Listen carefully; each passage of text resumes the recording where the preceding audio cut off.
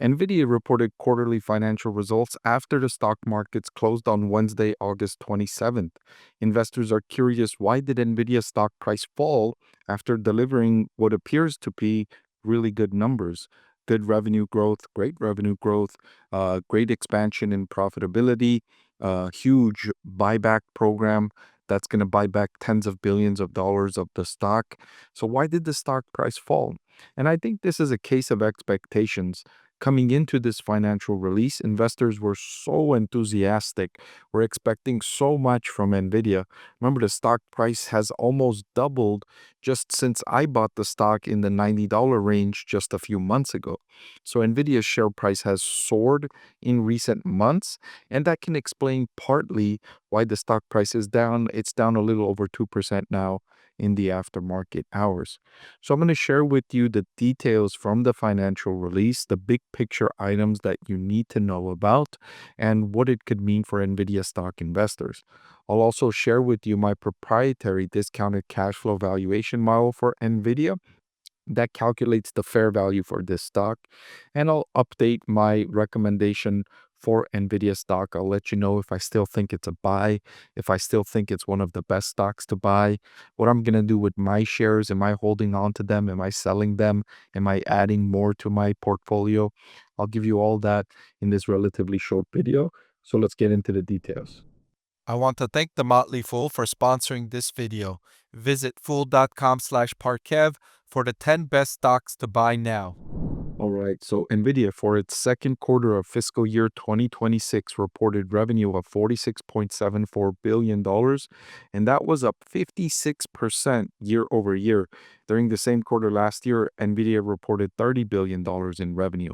So revenue increased by $16.7 billion year over year. That's a phenomenal increase. I can't think of any company off the top of my mind that's growing revenue at this pace, at this scale. No one even close. And that's primarily why Nvidia's share price has soared as much as it has. But it's not just the revenue growth, it's revenue growth with great profit margins.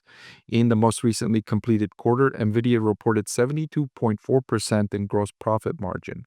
That was down from the 75% last year, but a gross profit margin of 72% from a company that sells mostly hardware products is unheard of. It's unheard of. It's among the best of the best in terms of generating gross profit margins on hardware sales.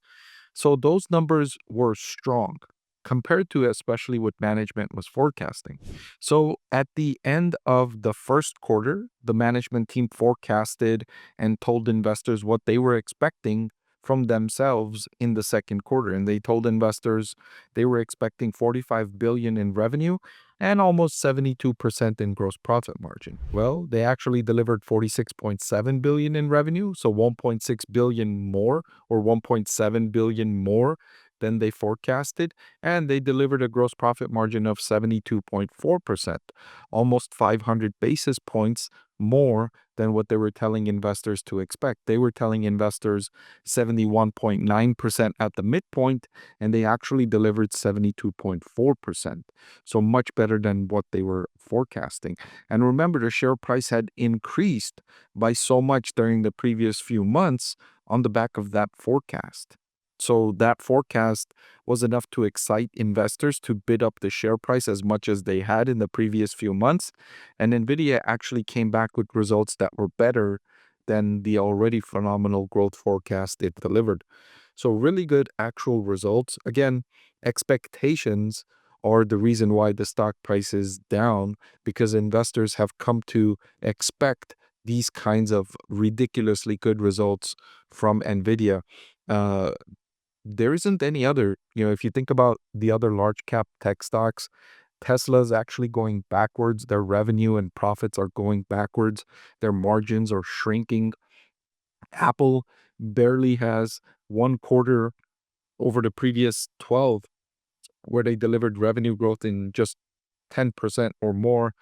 Microsoft is thriving, but even their revenue growth is below 20%. Meta Platforms also roughly around 20% revenue growth. You can't find a company that's growing revenue as quickly as Nvidia with margins up here with Nvidia. Now, I just compared Nvidia with the few large cap tech stocks and their revenue growth rates. I forgot to mention Alphabet, which is also growing at 20% or below. But also, if you compare Nvidia in terms of profit margins, it compares with companies like Visa and MasterCard in terms of overall operating profit margins, but it's growing at 5 or 6 times the speed of Visa and MasterCard. So if you compare against other companies with similar profit margins, Nvidia is growing much faster. If you compare with other large cap tech companies that are at similar market capitalizations to Nvidia, Nvidia is outperforming them across the board. So it's delivering excellent results.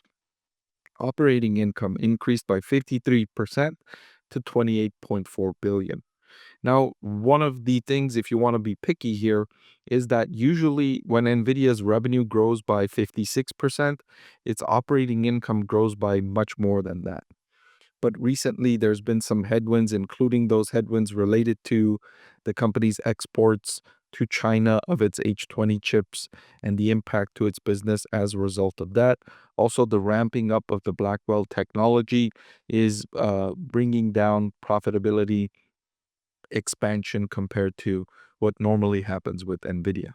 So the CFO went on to say that they continue to ramp their Blackwell architecture, which grew 17% from the previous quarter, including Blackwell Ultra. They recognize revenue across all customer categories, led by large cloud service providers, which represented approximately 50% of data center revenue.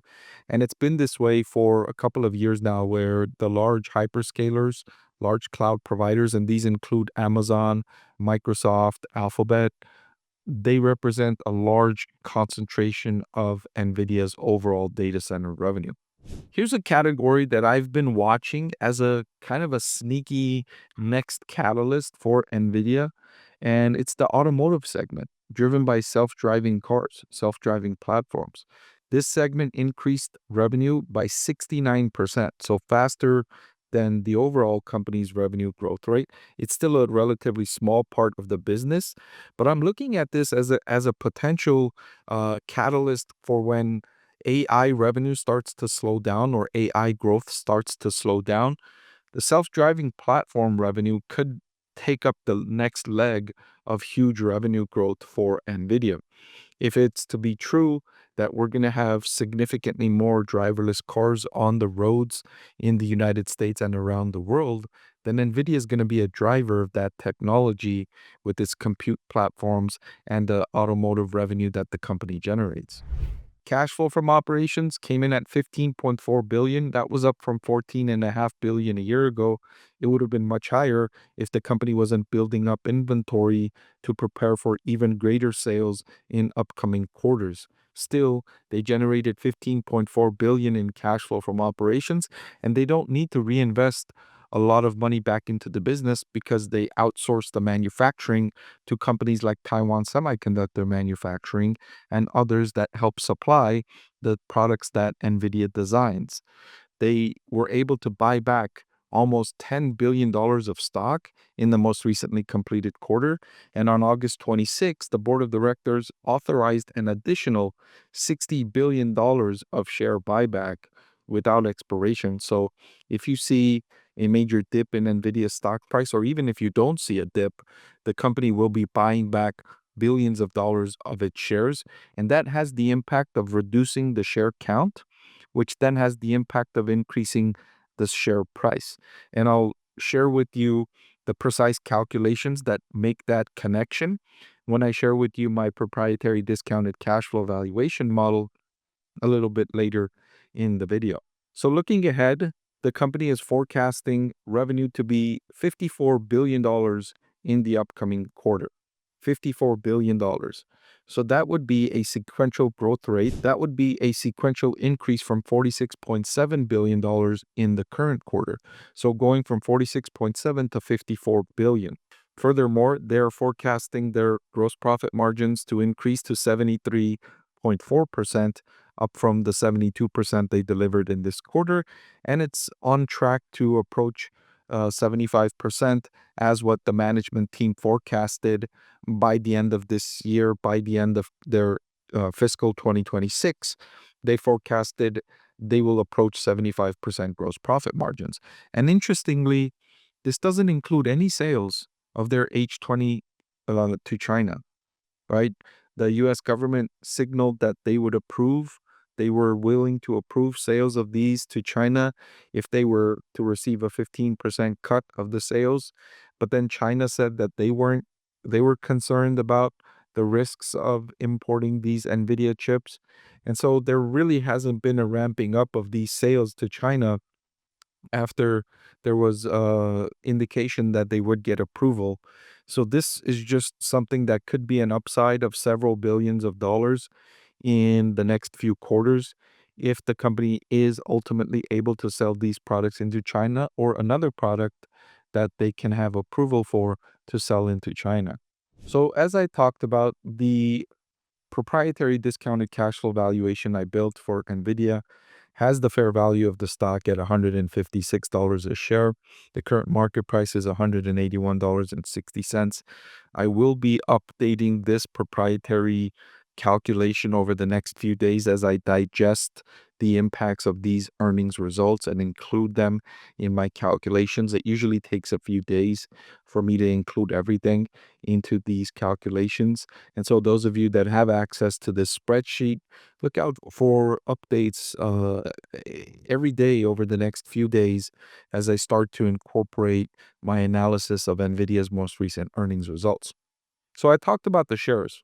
So you see here, I calculate a present value of all of the free cash flow I expect the business to generate, which then I add to that total. That's the value of operations total.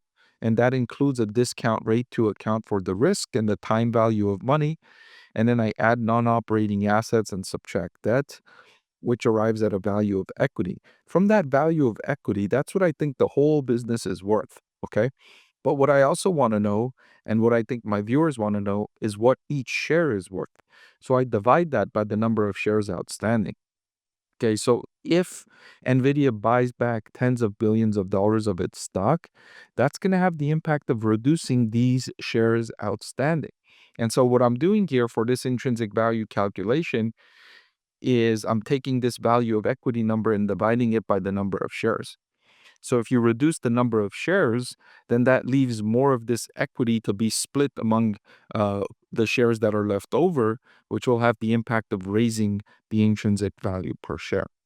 So that's how buybacks impact share price over time as the company uses money to reduce the number of shares outstanding, which then splits the existing value of the company among fewer shares, thereby increasing the price per share. But when I go to Fiscal.ai, which is my preferred data provider, and I retrieve the forward price to earnings, Nvidia is trading at a forward PE of 36, which I think is a fair value for this business given its trajectory. In fact, I would think that it would be reasonable for this stock to be trading at a forward price to earnings of 40 or 45. I wouldn't think it would be expensive even at those valuations. So to update my recommendation, I had Nvidia stock rated as one of the best 7 stocks to buy, and I've had Nvidia on my list of best stocks to buy all year, and I will update that recommendation following these results. I still think this is one of the best companies you can buy at current market prices. Hey everyone, so many of you have been asking about my investing strategy, and I'm excited to announce that I've written a book that's available for sale now that describes my 6-step investing framework for evaluating stocks. I've added the link in the description below.